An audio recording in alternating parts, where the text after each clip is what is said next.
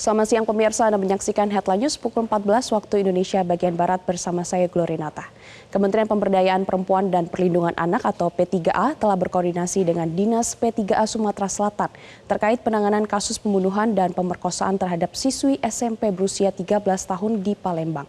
Kementerian P3A juga meminta pelaku yang masih di bawah umur diproses sesuai peraturan perundang-undangan yang berlaku.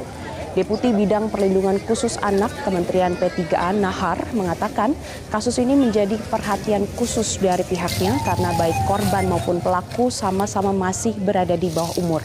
Kementerian P3A sudah berkoordinasi dengan UPTD PPA Provinsi Sumatera Selatan untuk memberikan pendampingan dan penanganan bagi keluarga korban. Sementara bagi para pelaku yang masih berstatus anak, Nahar meminta agar diproses sesuai sistem peradilan anak yang diatur dalam Undang-Undang Nomor 11 Tahun 2012 tentang Sistem Peradilan Pidana Anak atau SPPA. Selain itu, juga perlu pendampingan dan langkah rehabilitasi bagi para pelaku yang masih berada di bawah umur.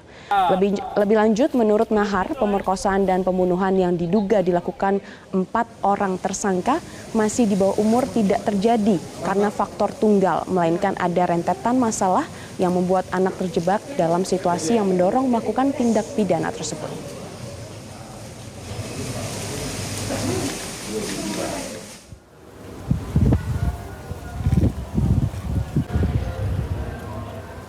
Tentu kita harus melihat bahwa tidak ada perbuatan yang dilakukan anak itu sendiri diniatkan atau atas serta-merta misalnya timbul oleh kehendak anak itu sendiri. Biasanya selalu ada masalah yang berkaitan dengan ini gitu ya.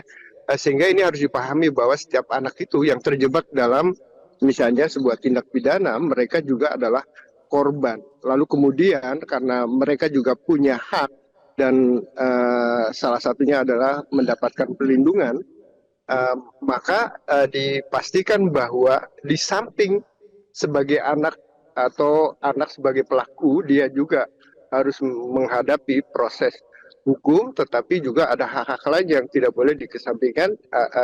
Artinya bahwa sebagai anak dia juga harus mengikuti sidang, misalnya proses sistem peradilan pidana anak, dan dipastikan bahwa apa yang dilakukan itu harus juga di-backup oleh upaya-upaya lain, misalnya bahwa misalnya dalam memberikan pidana atau tindakan itu harus disertai dengan tindakan-tindakan lain seperti rehabilitasi dan pendampingan-pendampingan lainnya. Jelajahi cara baru mendapatkan informasi. Download Metro TV Extend sekarang.